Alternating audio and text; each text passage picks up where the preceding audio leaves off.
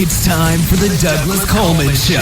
Mr. Smooth and Savvy is joined by guests from all walks of life, from the entertainment industry to authors to political and social commentators, the famous and not so famous, the controversial and the light and fluffy. We have it all. Now, here's Douglas Coleman.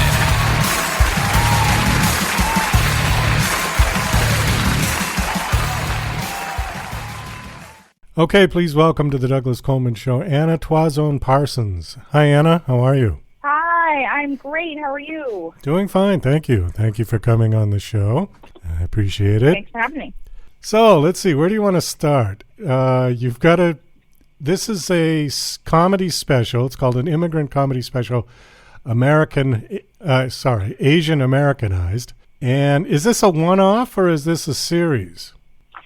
It's a one-off. So it's a comedy special with two other formerly undocumented immigrant comics, Aidan Park and Nicky Endres. They are both queer, and Nicky is trans, and I'm from the Philippines, and we were all brought here undocumented, and it sort of tells our story of surviving and thriving in modern-day America.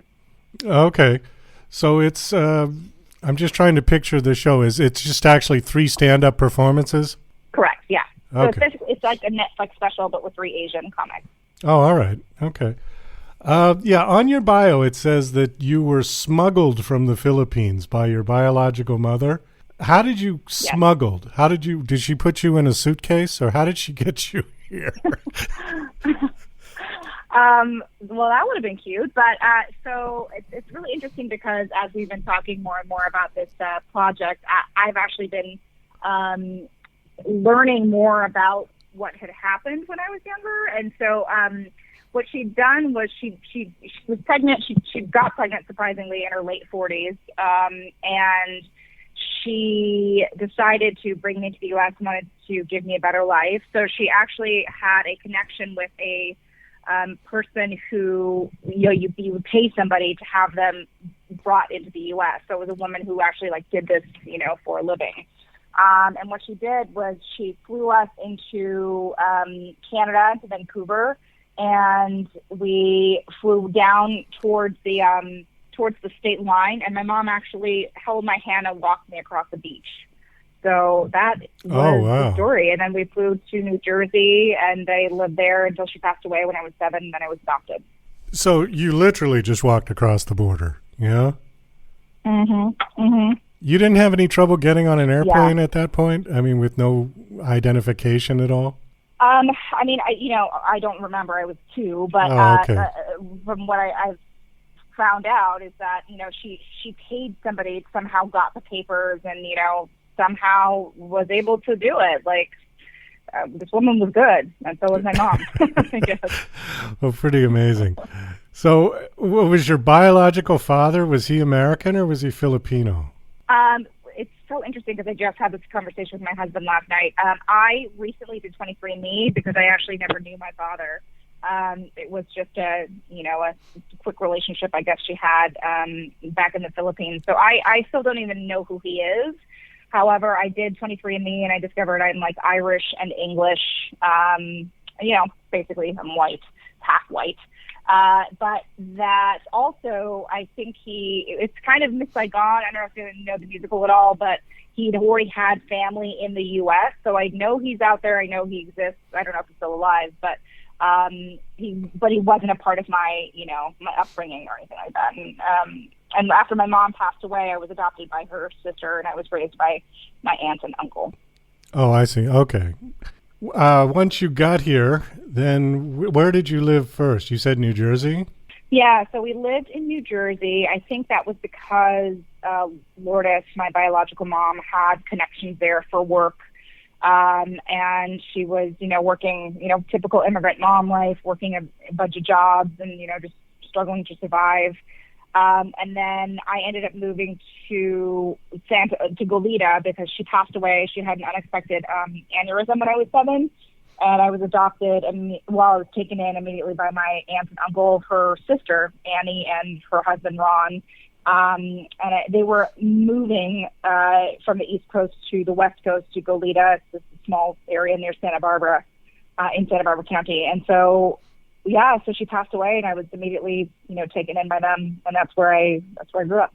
Okay. And when did you start getting involved with theater and acting and all of that? I think back, and I really did start in junior high school. I started writing, monologues for theater class and things like that. I didn't do it in high school. Like, I did it in the school. I didn't do it in high school, but then I did do it in college, and I studied musical theater in New York City. So it started at a relatively young age. I mean, it's funny because I think about it now and I'm like, oh, did I start? No, but I really did start. I started quite young, and I was doing like theater plays in middle school, and I was always performing. I was on drill team, and I was a cheerleader, and always sort of in front of people and active. So it was kind of built in me, I guess, to be a performer.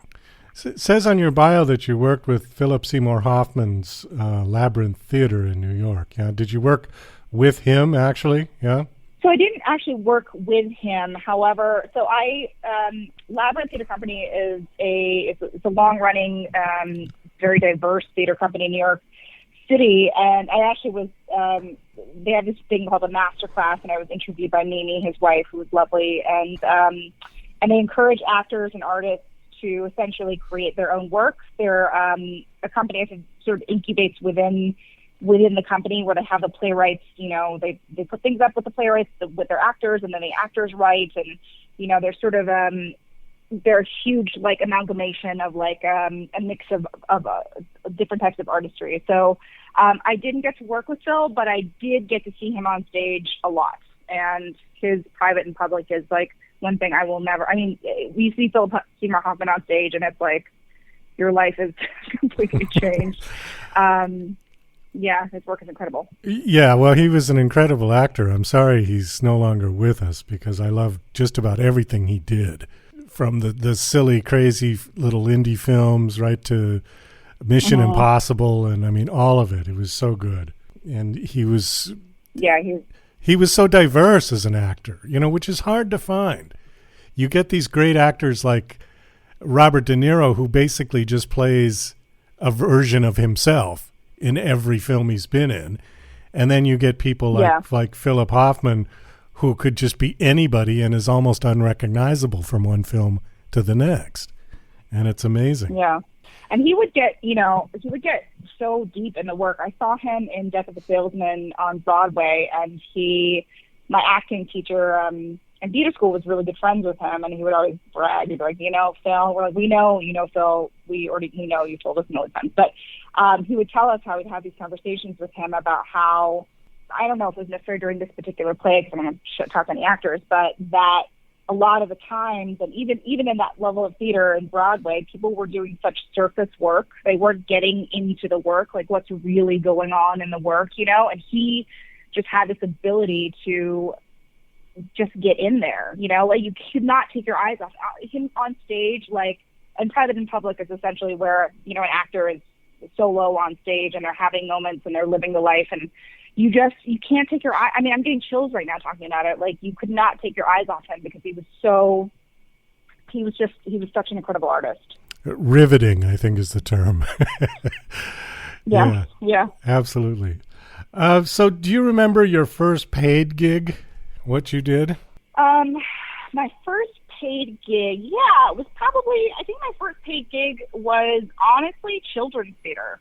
I did a tour after I graduated theater school, because that seems to be like the either one of the ways you get your Actors Equity Card, which is the union for theater actors, or just a way to get paid. So I think I did a show called Elves and the Shoemaker, and we traveled all over the country and did musical, like Christmas musical, themed plays for kids.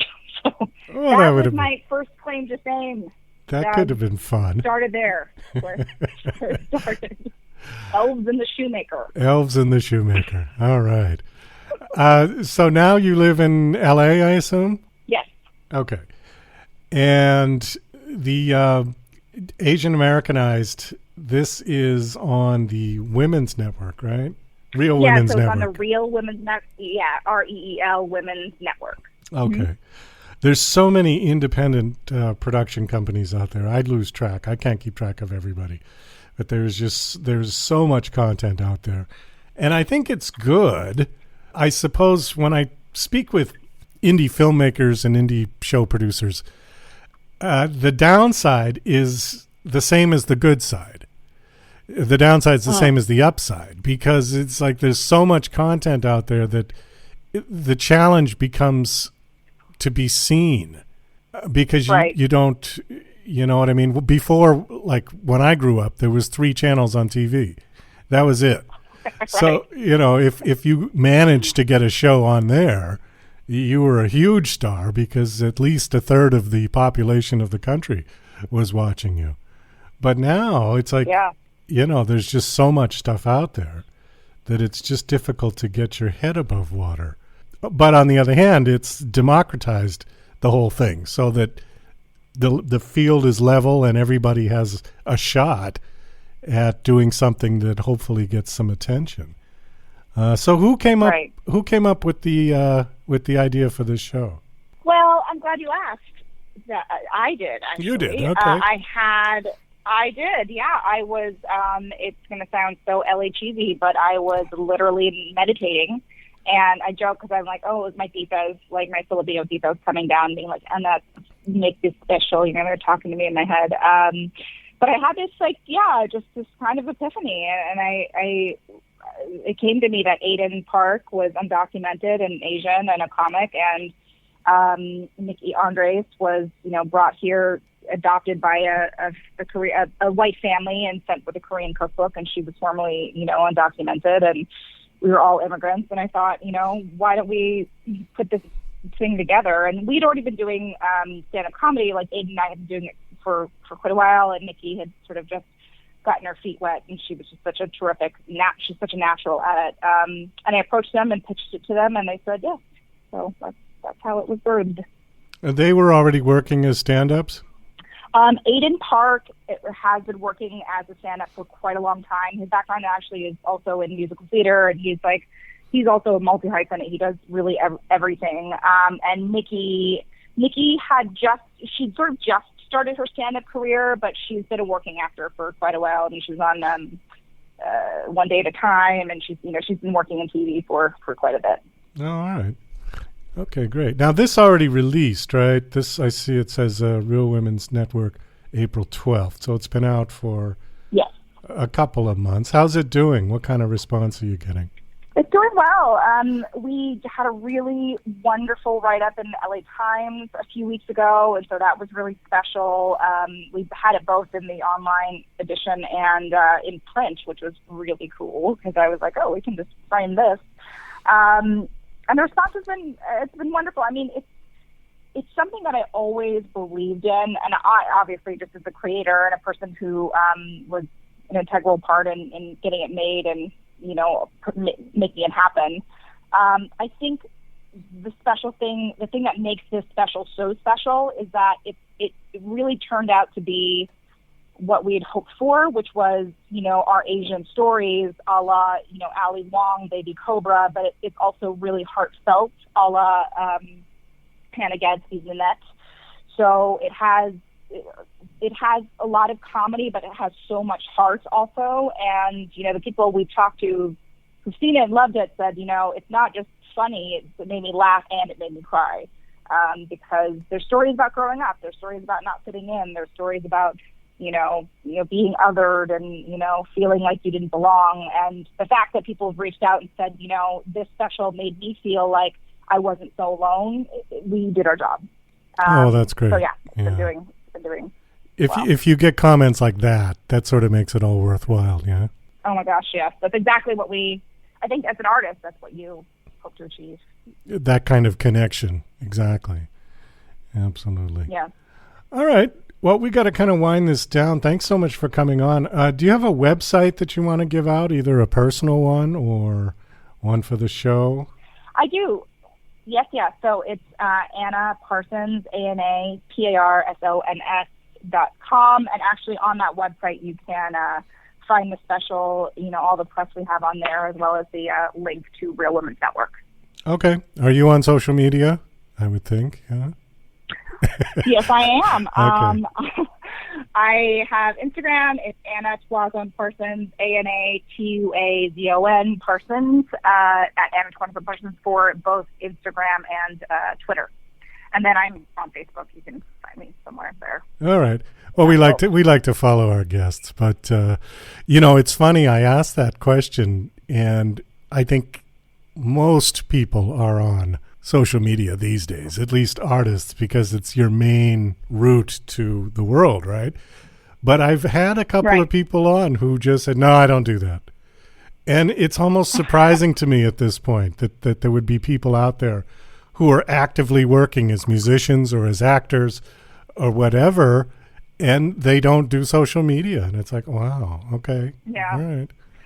No, I mean, I have a lot of writer friends actually who are not on the socials just because, it can get really time suckage and life suckage, and but agreed, I think it is one of those things where it's essentially a free platform to advertise. So I think if you use it for those reasons, also for me for Facebook, I have a lot of family in the Philippines and like Dubai, so it's like great because I can catch up with them and see what they're eating for lunch. Exactly. So that's exactly. one of the good things about it. All right, Ana. Well, it was nice meeting you. Thank you for coming on this show. Best of luck with Asian Americanized and Immigrant Comedy Special. I hope it continues to do well. Awesome. Thank you so much, Doug. Pleasure to meet you.